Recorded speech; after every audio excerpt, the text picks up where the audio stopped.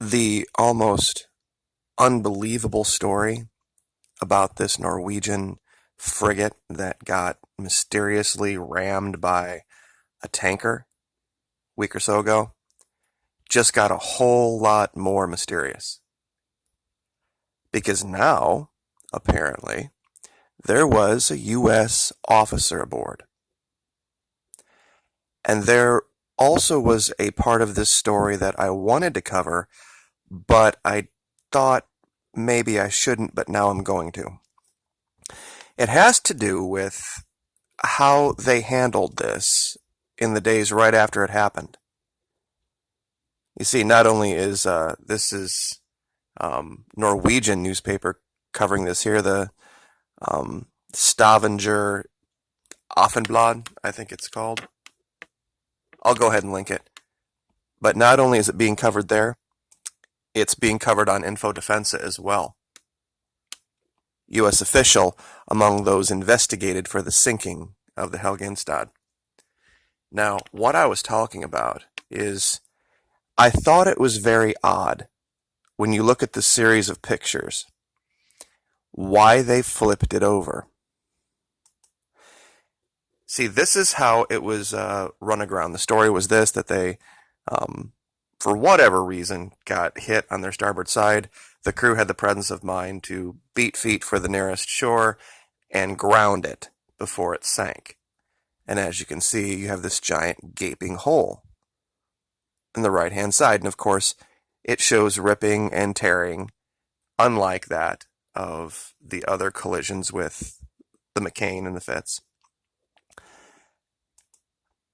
And here's another angle that shows the same thing. Now, you see these tugs all here on the port side? What they're doing here, I thought they were just keeping it from tipping that way. Not the case at all. What they were doing was flipping it over to the other side. Now, that's what it looks like now. It's sunk. And here's another shot from above. But this is what they were doing. They pushed this thing over onto its side to hide that opening. You see, this is the allegation, the exact same allegation I made with the Fitzgerald. When they brought the Fitzgerald into port,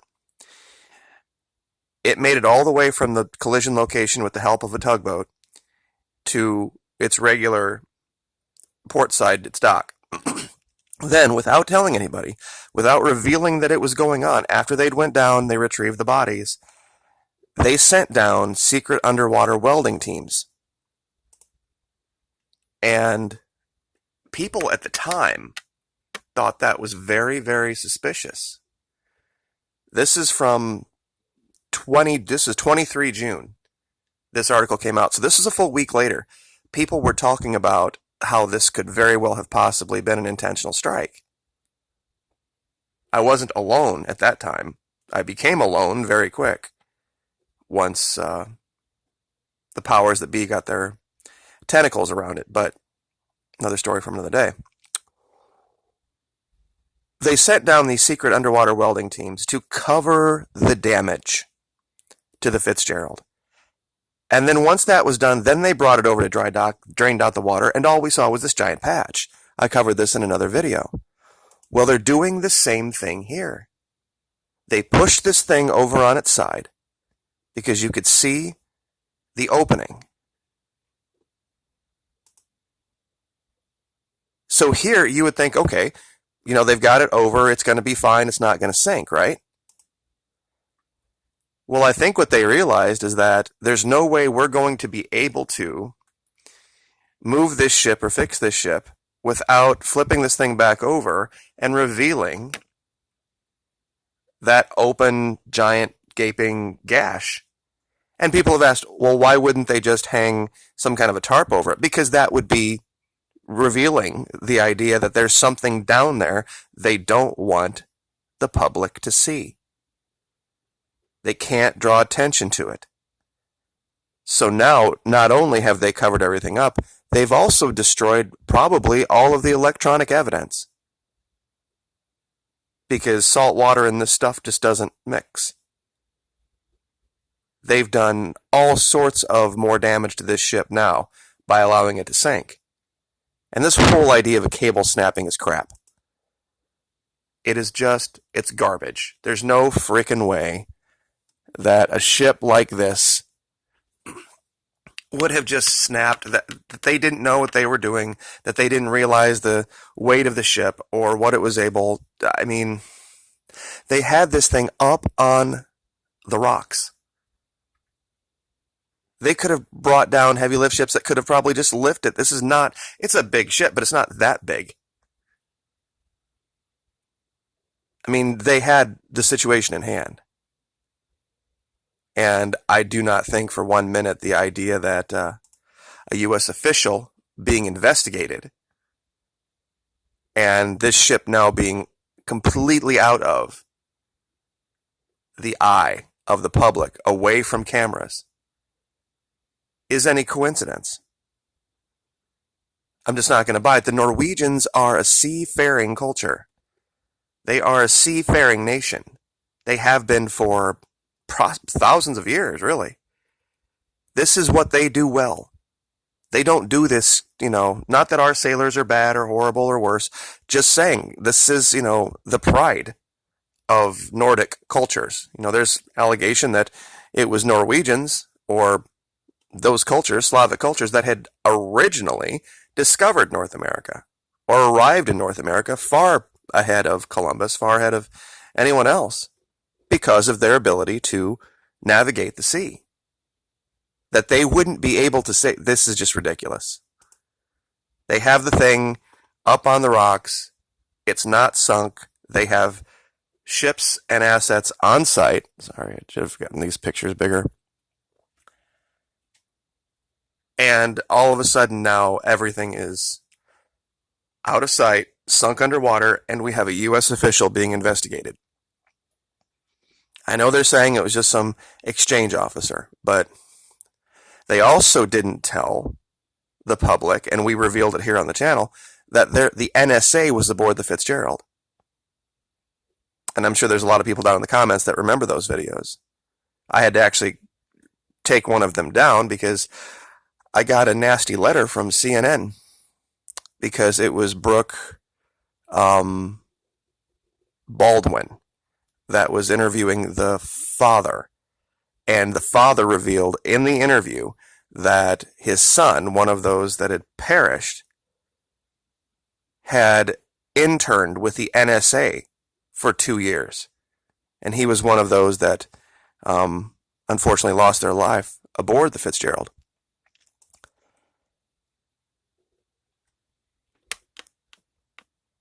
It's just not plausible. And I think we're seeing now an exact repeat. Because in the early days, right after the Fitzgerald, there were a lot of people asking questions about how this could happen. And the Navy, the U.S. Navy at that time, didn't have a whole lot of good answers. Even about the things that they were alleging happened, they didn't make sense with logic. They didn't even agree with the Japanese story of what happened. Just to remind everyone what that story was that the collision happened at 2:20 in the morning. That's what the admiral of our Navy in charge, Admiral O'Coin, that's what he went out before cameras and said 3 times. The collision happened at 2:20. When the Japanese Defense Forces and the Japanese Coast Guard had reported the collision time of 1:30. And when asked to rectify, the Navy wouldn't. And then the Navy went on this massive cover-up, this massive disinformation campaign. And all of a sudden, the headlines change and people forget about things. And then they put out one preliminary report that's full of errors that we documented. And then they put out a final report that continued to push this narrative of poor seamanship. And the worst part about the Fitzgerald investigation, that to my mind, was this.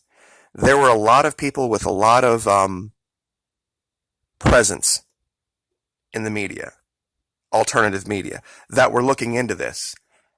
And it just came out that all they were trying to do was attack the last administration, calling it, quote unquote, the problem of the Obama Navy. And once they got their ability to say that, they moved on to the next subject. And nobody continued the investigation except here. And this is mimicking it. This issue has all of the hallmarks of something very, very different. And now we know the U.S. is involved. They're hiding something. What it is, that's a tough one.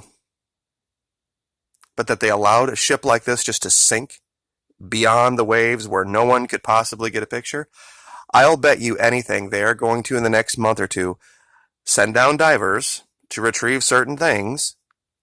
And once they've done so, I wouldn't be surprised if they sent down welding teams, like they did with the Fitzgerald. When they raise this thing, I guarantee you're not going to see that hole again.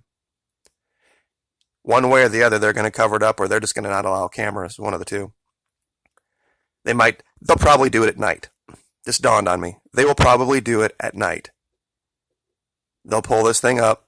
They'll say it's because the traffic is lower at that time, and they won't have to worry about other ships in the area.